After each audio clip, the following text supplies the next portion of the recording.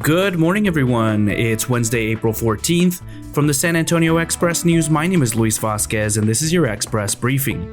All of the stories you need to know to start your day. You can expect mostly cloudy skies and a high of 84 degrees in San Antonio today. According to several U.S. officials on Tuesday, President Joe Biden will withdraw all U.S. troops from Afghanistan by September 11th, the 20th anniversary of the terrorist attacks on America that were coordinated from that country. That's later than an agreement under the Trump administration, but leaves no room for additional extensions.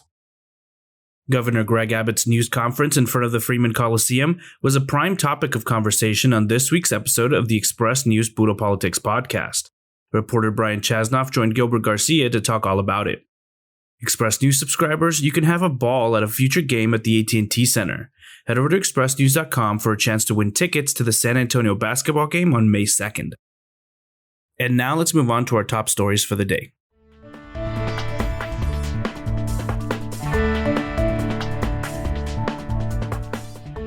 Government lawyers defending the Air Force in the Sutherland Springs mass shooting trial said Devin Kelley's supervisors could not foresee that he would open fire at the First Baptist Church and kill 26 parishioners 3 years after he was forced out of the service. They also claimed that Kelley could have gotten his guns other than through licensed gun dealers. It's a critical issue in the trial to determine whether to hold the Air Force liable for its failure to report Kelley's criminal conviction to the National Firearms Database, a procedure that would have prevented him from legally buying weapons from a licensed dealer. Guillermo Contreras has a report from Day 5 of the trial over at expressnews.com.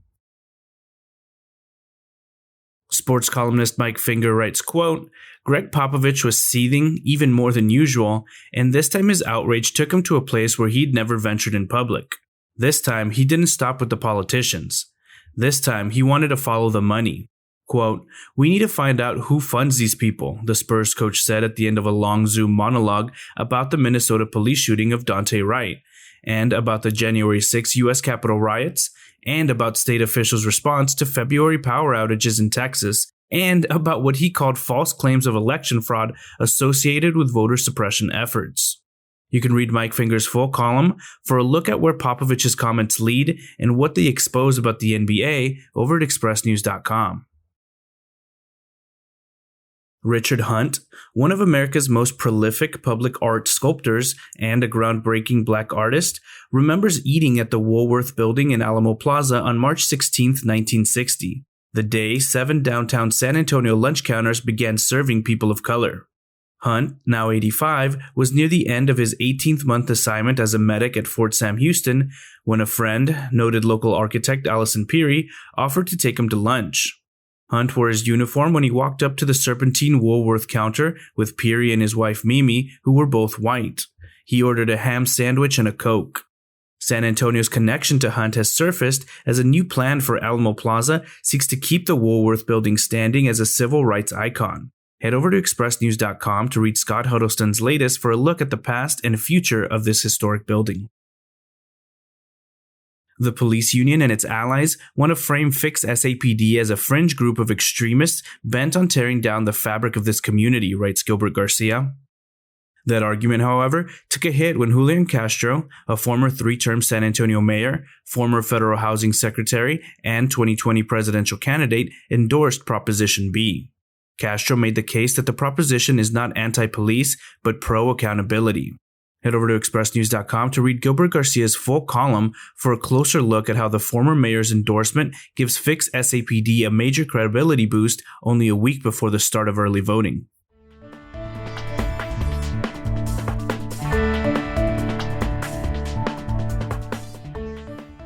Be sure to head over to expressnews.com to check out our voters guide for the May 1st city election. There, you'll find guides for the races including mayor, city council, and school board. Early voting runs from April 19th through April 27th. Next up are your need-to-know headlines. You can find all of these headlines and more inside of your Express News subscription.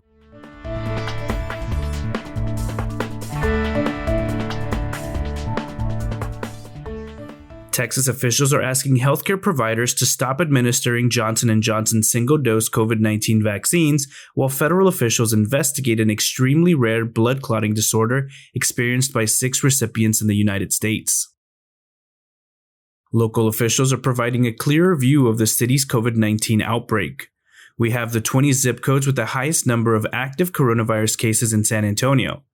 For more data on the coronavirus, visit expressnews.com and check out our COVID-19 tracker. Governor Greg Abbott would never be able to shut down businesses in Texas again during an emergency like COVID-19 under legislation that passed the state Senate on Tuesday. We have everything you need to know about Senate Bill 1025 over on our website. San Antonio Mayor Ron Nirenberg has cut ties with his campaign director less than a week before early voting begins in the May 1st election, according to his campaign. U.S. Senator Ted Cruz took a swing at Major League Baseball on Tuesday, joining a group of Republican senators pushing legislation that would strip the league of its immunity from antitrust laws after the MLB moved its All-Star game out of Georgia over new voting restrictions in the state. Bexar County District Attorney Joe DeGonzalez released a 32-page midterm report on his first 2 years in office, giving himself high marks for reorganizing his 500-plus staff to pursue criminal justice reforms, creating new divisions and programs, and revamping old ones. Councilman Robert Trevino is battling 5 challengers in his bid for re-election to a final term in his downtown district. We have a preview of the District 1 City Council race over at expressnews.com. In defending his controversial voting bill on CNN on Sunday, Texas State Senator Brian Hughes claimed half a dozen times that the Attorney General's office had 400 open voter fraud cases. We have a fact check on that figure over on our website. San Antonio's Northeast ISD will relax some of its COVID-19 safety protocols, making masks optional for students during outdoor recess and physical education as long as they're socially distanced. Plans to convert the former Handy Andy building near the AT&T Center to live-work lofts is moving forward. The development on San Antonio's east side will include live work units and about 40,000 square feet of commercial space. Terra Vista Corporation and its San Antonio partnerships alleged New York-based Dwight Capital orchestrated a loan-to-own scheme to wrest control of several local apartment complexes. Now there's a fraud lawsuit over the 652 apartment units. A new Braunfels technology firm is making moves to go public.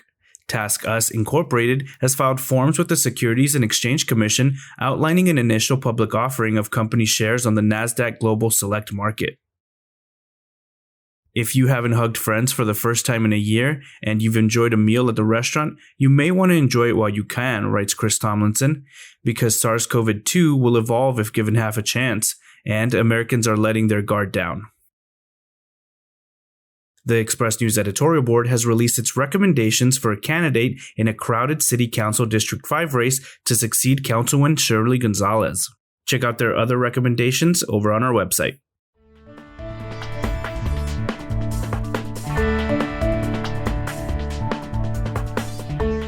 When Bradley Freeman Jr.'s mom saw a photo of Wesley Walker, the Muppet that he's been bringing to life for Sesame Street, she said, "That looks like you." I was like, "That's kind of the point," said Freeman, who grew up bouncing between San Antonio and Brownsville. "That's exactly who Wes is intended to be. If I had seen Wesley as a kid, I would have been his biggest fan." Wesley is one of 2 Black Muppets introduced in March on the online platforms run by the Sesame Workshop, which produces the venerated children's program. The story about how he got the gig will bring a smile to your face. Check it out over on our website.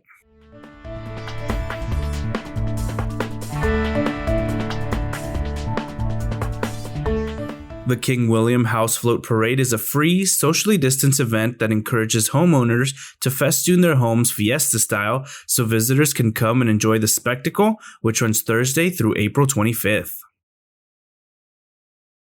Smoked cheese lovers rejoice. You can make your own with a charcoal grill, gas grill, or smoker. It's easy. Chuck Blount shows you how in his latest article.